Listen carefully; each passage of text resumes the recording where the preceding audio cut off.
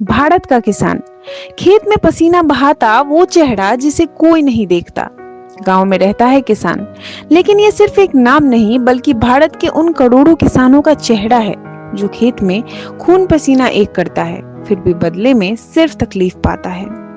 जब शहर सोता है, किसान जाग चुका होता है। मिट्टी के रास्तों से होते हुए वो खेत की ओर बढ़ता है, हाथ में फावड़ा, कंधे पर उम्मीद और मन में चिंता। क्योंकि वो जानता है अगर बारिश वक्त पर ना हुई, अगर बीज खराब निकले, अगर मंडी में दाम ना मिले, तो उसके बच्चों की फीस रुक जाएगी, घर में चूल्हा नहीं जलेगा। मेहनत जिसकी कोई गिनती नहीं करता, गर्मी हो या सर्दी, आंधी हो या बारिश, किसान का खेत कभी छुट्टी नहीं मांगता। उसके हाथों में छाले हैं, पीठ झुकी हुई है, मगर सवाल ये है, क्या देश का सिर कभी उसके लिए झुकता है? सरकारी योजनाएं बनाती हैं, किसान सम्मान योजना, बीमा योजना, फसल समर्थन मूल्य, मगर किसान तक कुछ भी ठीक से नहीं पहुंचता। दलाल बीच में खा जाते हैं, कागजों में राहत मिलती है, लेकिन जमीनी सच्चाई वही रहती है, उगाने वाला खुद भूखा है। कर्ज से लदी जिंदगी, किसान हर साल कर्ज लेता है, बीज के लिए, खाद के लिए, ट्रैक्टर का किराया देने के लिए, मगर जब फसल तैयार होती है तो बाजार में दाम गिर जाते हैं। वो अपने खून से सींची फसल औने पौने दाम में बेच देता है। अगर बैंक माफ नहीं करता तो साहूकार सूद जोड़ते रहते हैं, और अगर कुछ नहीं बचा तो किसान खुद ही मिट जाता है। फिर भी उम्मीद जिंदा है, हर साल वो फिर से बीज बोता है, जैसे अपने सपने बोता है। वो जानता है कि कोई नहीं आएगा उसके खेत की मेड़ पर हाल पूछने, फिर भी वो झुकता नहीं, क्योंकि किसान के दिल में एक जिद है, खेत नहीं छोड़ेगा, मिट्टी को नहीं छोड़ेगा। उसके बच्चे पढ़ लिख जाएं, यही उसका सपना है। किसान सिर्फ एक किसान नहीं, देश की रीढ़ है। वो अन्न उगाता है, मगर खुद कई बार भूखा सोता है। उसका बेटा स्कूल छोड़ देता है क्योंकि खेत में मजदूरी जरूरी है। उसकी पत्नी शहर में मेड़ का काम करती है ताकि घर चल सके। फिर भी जब 15 अगस्त को झंडा फहराया जाता है तो किसान सबसे पहले टोपी पहनकर खड़ा हो जाता है, क्योंकि उसे देश से प्यार है, भले ही देश उसे सिर्फ चुनाव में याद करता है।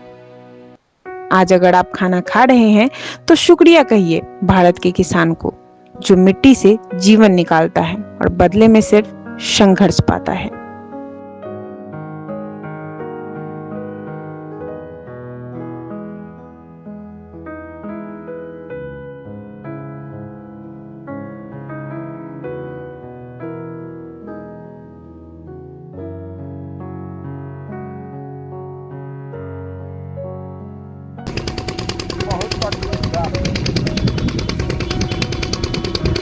बहुत तकलीफ है ना।